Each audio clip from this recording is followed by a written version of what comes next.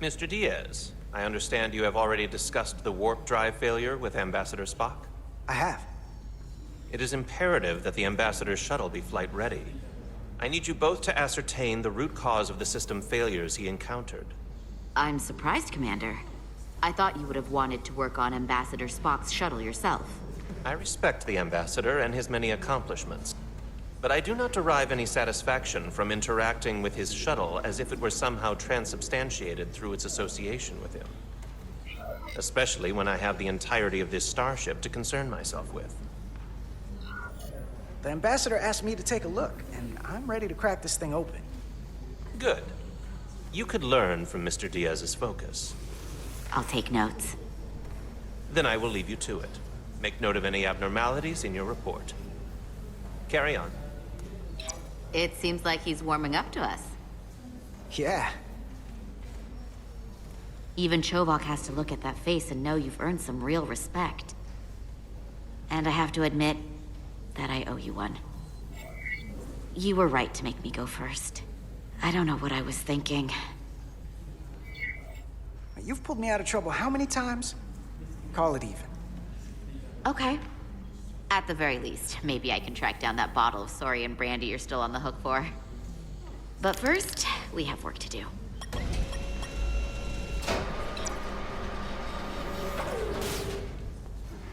Ready to go? All set. Let's run the diagnostic.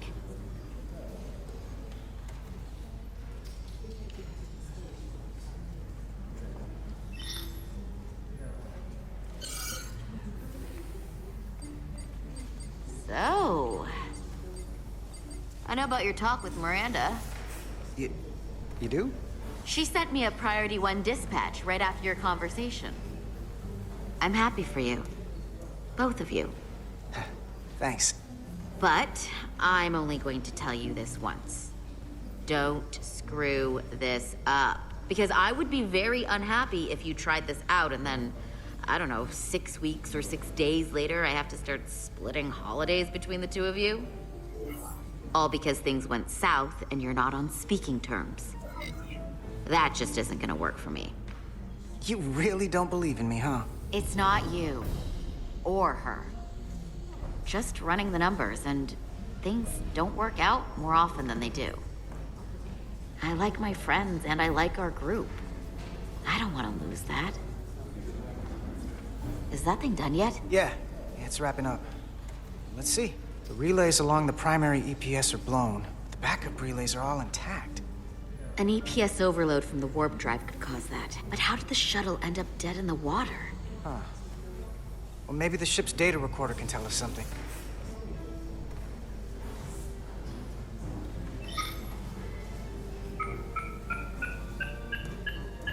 Here. They were only about 8 minutes from their plotted warp point. No faults, just those warnings. What are they?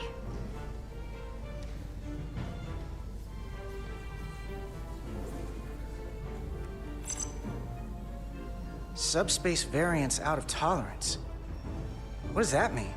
It means the main navigation array lost sight of space somehow.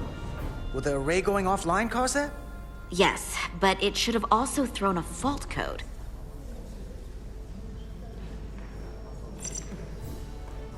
The warp field became inverted suddenly.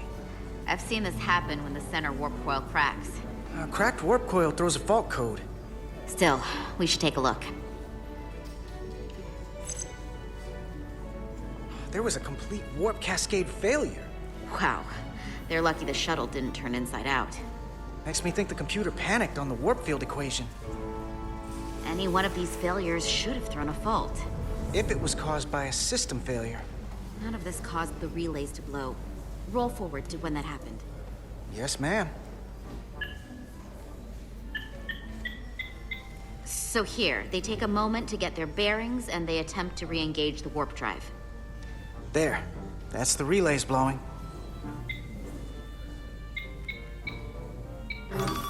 And look, there's another warp system alert. They're all the same. Subspace variance out of tolerance, or warp inversions. Finally, there's a complete warp cascade failure.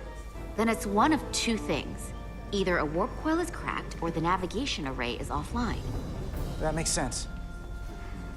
Divide and conquer. You want to check the warp coils or the navigation array? I'll check the other. Let's not overcomplicate this. One of these systems is likely broken. I'll check the navigation array.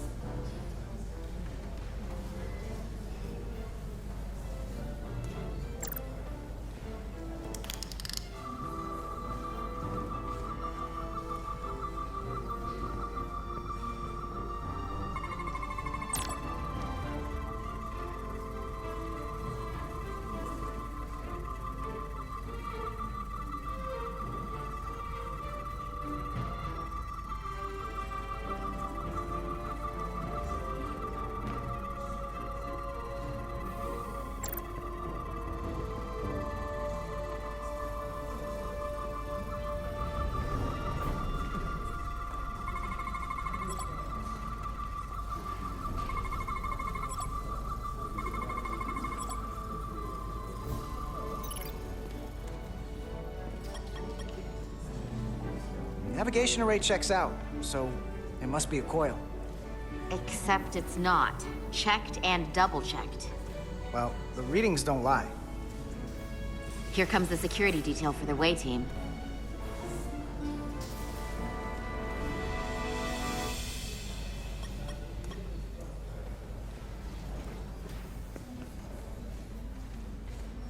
Hey,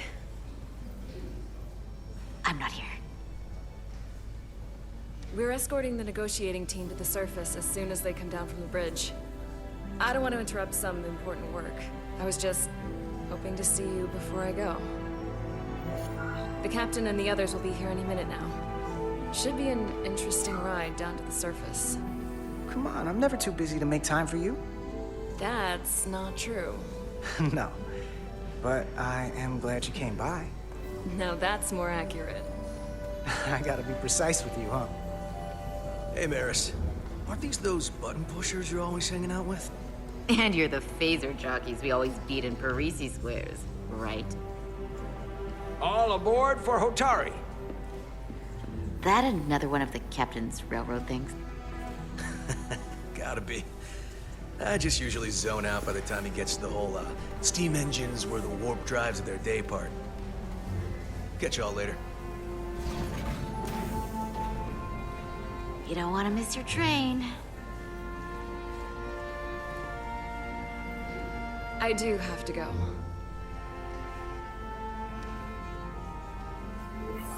Not gonna lie, I'd rather not leave right now. More important things on my mind.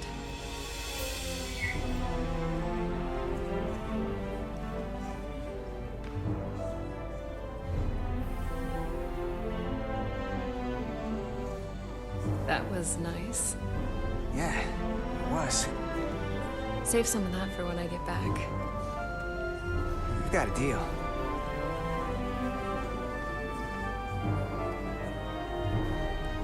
Be seeing you.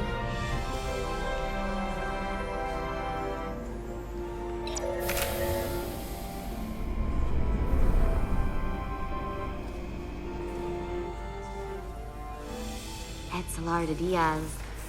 If you could float back down to reality, we still have a ways to go.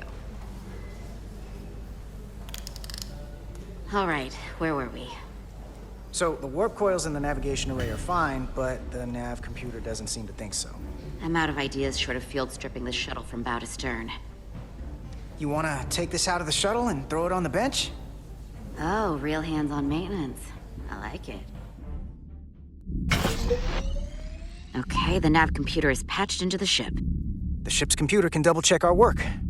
If the shuttle's nav computer is putting out false data, we'll know it. Let's run through the shuttle's logs again. Running now.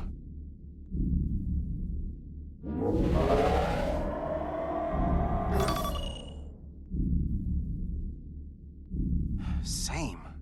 Warp field inversion and a cascade failure. However, The Resolute computer doesn't show the same subspace variance. We're in the same conditions that the shuttle was in when it failed. Why wouldn't the ship's computer get a matching result? What if the subspace variance was a momentary occurrence? That's a possibility, and it would explain why the simulation under our current sensor readings failed to reproduce the issue. But a subspace anomaly strong enough to cause a warp field collapse would leave graviton ripples for days. Let's run with the momentary subspace variance theory for now. Roll forward to the shuttle's attempt to re-engage the warp drive. We need the conditions of space around the shuttle at the moment of warp failure. Resuming simulation.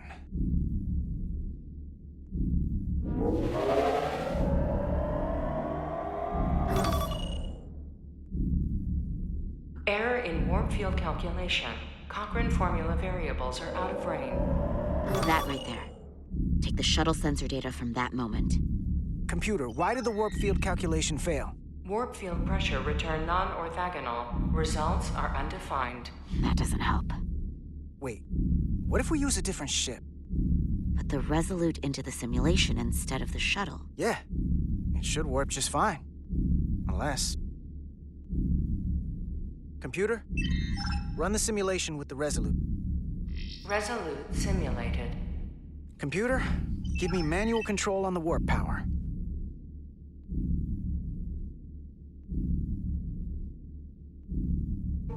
Static field intensity, warp 1.1, 1.2, 1.3. Warp pressure is destabilized. Error in warp field calculation. The warp drive has experienced a system-wide cascade failure.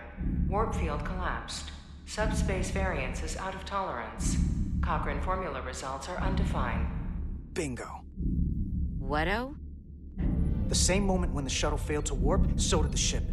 Whatever happened to the shuttle just happened to us. The Resolute will not sustain warp. We can't leave Hotari space.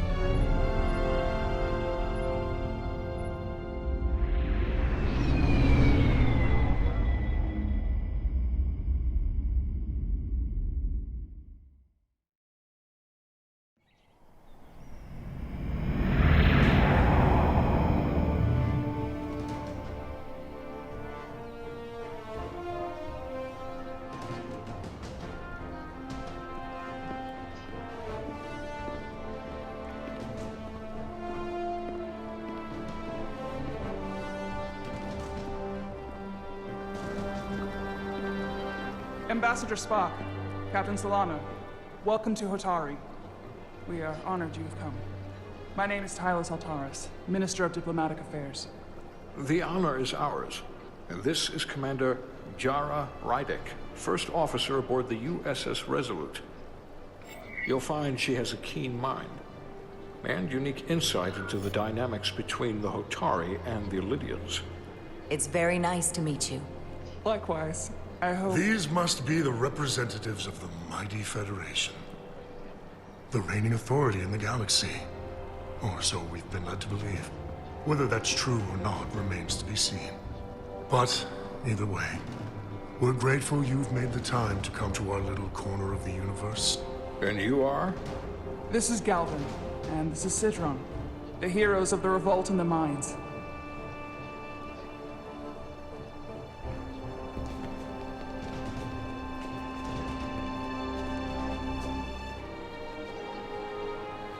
Let's hope this is the last time we ever have to come here. If you'll excuse me.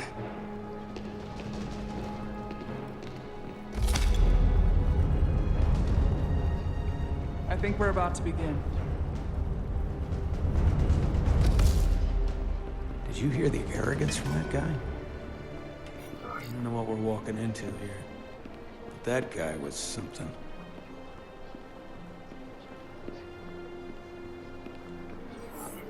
That may be true.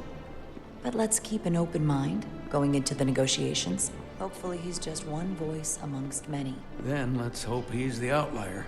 The Hotari have invited us as their guests, so we must show them the proper respect.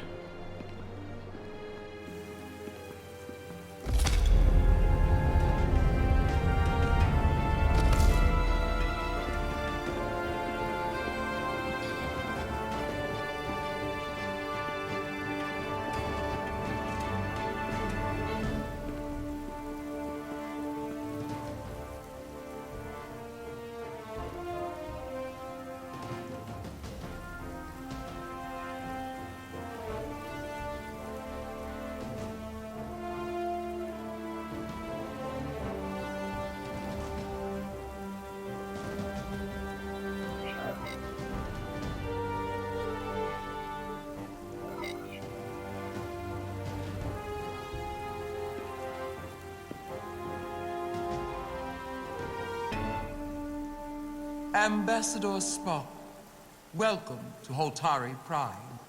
The honor is mine, Your Majesty. That the Federation would send one of their most respected representatives is not only an honor to the Holtari people and their queen, but a recognition of our stature and importance. Let's get on with it, shall we?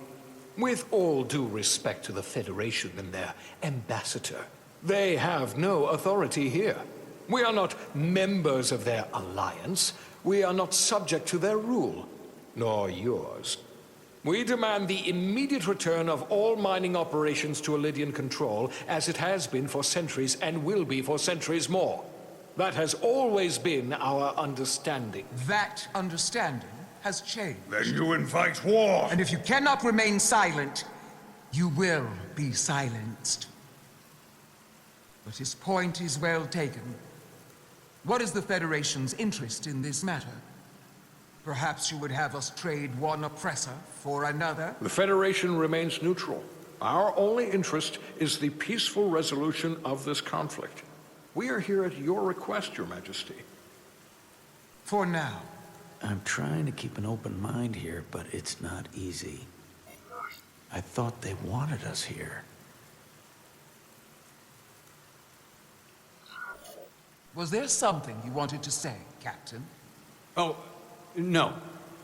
My apologies. And what about the Kobliad? She's not part She of... can speak for herself, can't she? Then let her.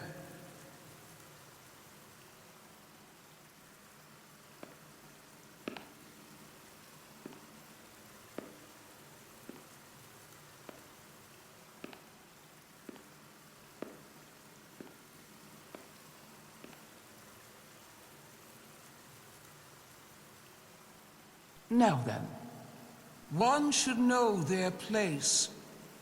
What you might be somewhere else is not what you are here. Which is standing before a queen. And a queen deserves respect. A bow is not too much to ask. Is Hotari Prime, heart of the Hotari system. My name is Commander Jara Rydek, Your Majesty. I prefer to be called by my name, not my species. Then I suppose that makes us even. Commander Rydek. You are Kobliad. Your people suffered brutal treatment at the hands of the Cardassians. Their injustice towards the Kobliad is as unimaginable as it is unforgivable. Not unlike how we have been treated by the Elydians. As much as they'd have you believe they are the victims here, remember it was the Hotari who attacked us. Hundreds of innocent Elydians were slaughtered without mercy in those mines. The blood is on their hands, not ours! Quiet! If after all the Kobliad suffered, you finally had the chance to right that wrong, to get out from under their control, would you take it? Or would you negotiate a peace?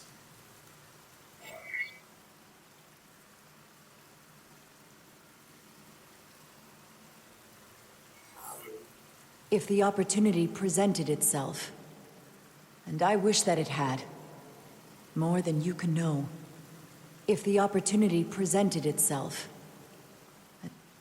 for the sake of the Kobliad, we suffered enough. Of course you would. It would be foolish to do otherwise. The Federation is the most powerful, most advanced alliance in the galaxy. It's widely known we have an abundance of dilithium in our mines. And it's in your interest to secure a steady supply. Your Majesty, if I may. Ambassador Spock would have us believe you're here as a neutral party in the interest of peace. So why are you really here? I want the truth, not your Federation rhetoric. It's possible the Federation has an interest in both peace and securing a steady source of dilithium. One does not preclude or prevent the other. but that's just my personal opinion. Given the Federation has done business with the Elidians for decades, I would agree. It's entirely possible, if not highly likely. What they haven't said, but cannot deny, is a simple truth. The dilithium trade would not and will no longer exist without Elidian involvement. We created it for the benefit of everyone, especially the Hotari. We've given them warp technology. We've let them share in the profits. We've made their lives infinitely better than before dilithium was discovered. All of that goes away if the Federation turns a blind eye to their treachery. That is enough of your lies! The Hotari are quite capable of running the mines. We've done so for centuries. So tell me, who deserves control of the dilithium trade and the mines on Tau? Who should the Federation recognize? The Hotari or the Elidians? It can only be one or the other, not both. If I have to choose only one, then it would have to be the Hotari. Well said. How could the just and wise Federation make any other choice? This is an outrage. The Federation has lost all credibility. The mines are ours. Lydia will not be deterred. We will take back our mines by any means necessary. And you will see more blood spilled. I am more than willing to address your concerns, Your Majesty. Yours as well, Representative. But I suggest we could have a more productive conversation with a smaller group. Perhaps only the most essential representatives.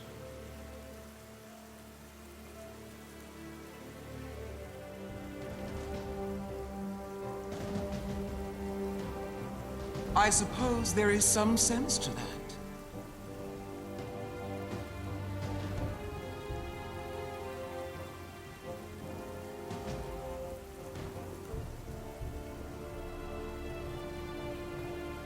I hope we meet again, Jara Ryder.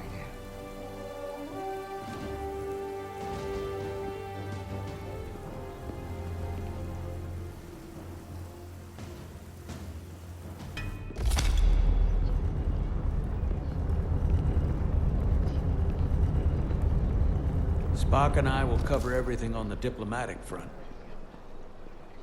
You make nice with the locals and see if you can get some answers. We need to find out why the Hotari are so willing to risk war. What happened in those mines?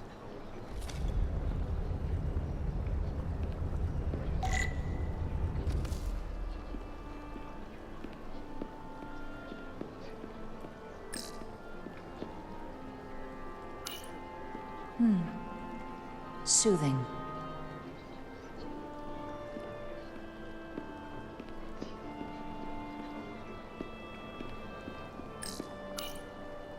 Commander, I'm glad you've chosen to side with the Hotari.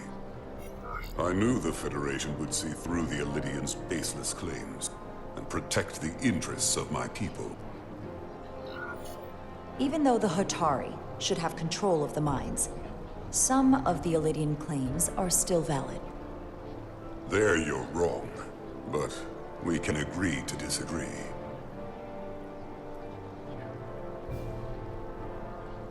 I assume you were there the day the mines were seized from the Elidians. Not seized.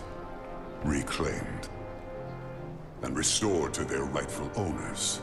Yes, I was there. We had to be decisive. Before the Elidians could even realize their worst nightmares upon them. I'm curious why the Elidians haven't fought back. They have the ability to retake the mines anytime they want. Ability is one thing. Courage is another. The Elidians know any hostile action on their part will not end well. They respect one thing above all else, and that is force. The greater the force, the more certain the outcome. Any talk of making peace is just that, and worth little without the strength to secure it. Which makes me wonder about your ship, the Resolute. Undoubtedly the Federation's finest warship. Ready to contend with anything the Illydians might have in store. Or is that not true? Maybe I've misjudged it. No need to worry. Even in a worst-case scenario, the fleet is always within reach. But it would probably take them quite some time to get here. Maybe. Or we might have other ships in the sector. Of course. Sidron. A pleasure meeting you, Commander. I'm sure we'll cross paths again.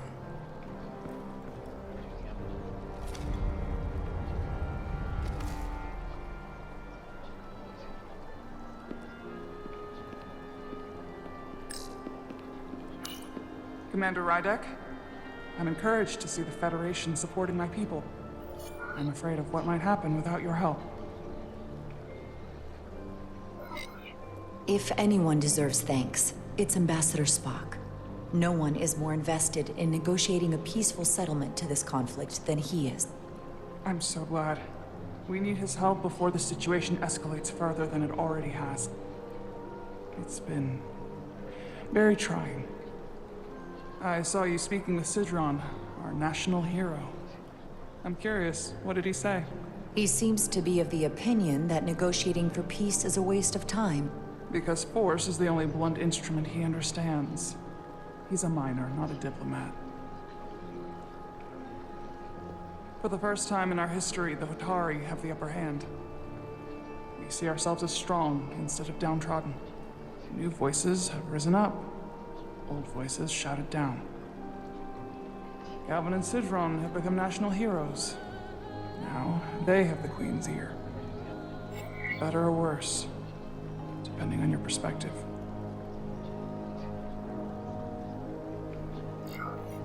I get the sense you don't exactly trust them.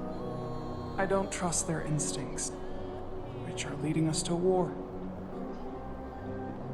My fear has been that the Illydians will launch an attack and crush us. You've seen their starship, no doubt. They could have retaken the mines whenever they wanted to, but it never happened. And as strange as this may sound, I'd almost say they're afraid. I just don't know what they're afraid of. It's still the same bluster and bravado you would expect from them. Because of what happened in the mines. Is it Galvin they're afraid of? It's entirely possible, but I don't know for sure. Whatever Galvin is doing in those mines is turning everything upside down, but no one knows exactly what's happening.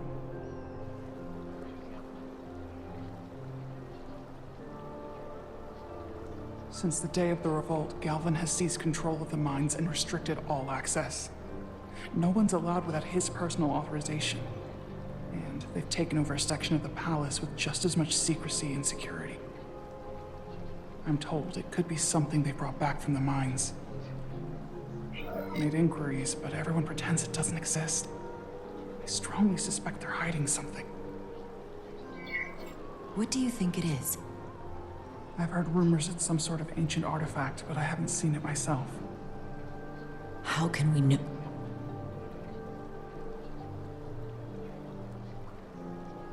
I'd better see what's happening. Do you think you can find out what they're hiding? I need to see proof of something before I can make my case to the Federation. I can try, but even if I found it, I might not know what to make of it. Take this. You can use it to capture whatever you find, and then send it to me.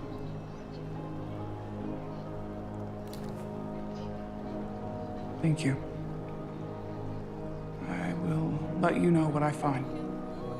And I look forward to our meeting again.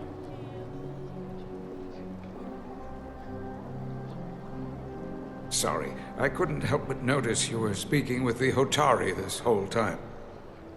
I figured in the interest of fairness, I should offer another perspective. Of course. I'm probably not telling you anything you don't already know, but these negotiations rely on the Federation's neutrality, as does any hope you might have for a supply of dilithium in the future. So, why you would choose to side with the Hotari escapes me. Without Lydian involvement, there is no dilithium trade. But clearly, you weren't aware. We are and will remain completely neutral. Our only interest is the peaceful resolution to this conflict. As is ours. Of course, the question is, at what price? Major Salit Arminta, Special Attaché, Lydian Armed Forces. Pleasure to meet you, Commander. I have my issues with the Hotari, but I have to give them some credit. They know how to seize an opportunity. Inciting an uprising the same day as a massive, once-in-a-lifetime ion storm. Our assumption was that this storm was just an anomaly. Yes, a very convenient anomaly. At least, that was what we were told. Of course, I wasn't there. But who am I to say otherwise? You sound skeptical. Well, the official story is that it was the storm that enabled the revolt. How else do a bunch of unarmed, unorganized miners seize control of an entire moon, much less thousands of mine? But I've talked to people who were there. They tell a different story. They say they're lucky to have escaped with their lives. That it was more than just the storm. That somehow the miners were able to harness the energy from the storm. I know it sounds crazy. I'm not even sure I believe it myself. But that's what they said. You said the Hotari were primitive. Well, they are. Except for the part about weaponizing ion storms. If you'll excuse me, Commander Ryder.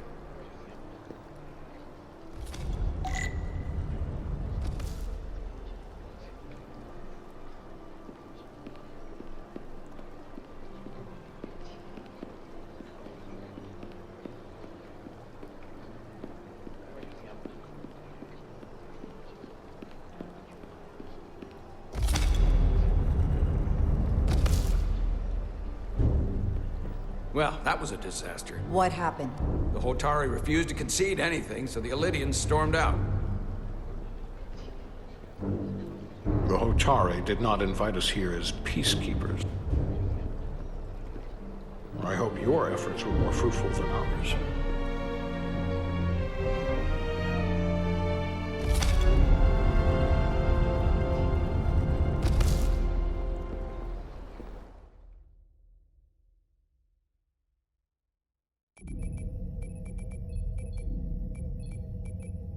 Gravitational harmonics failing to resolve.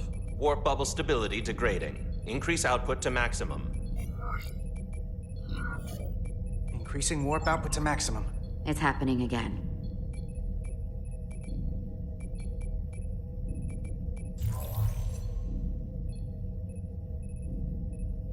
It is evident that presently, the Resolute cannot achieve warp propulsion. Since our diagnostics rule out any problems with our warp systems or anything about the ship, the problem appears to be the fabric of space itself. Space itself? You're saying something about this region of space prevents warp travel?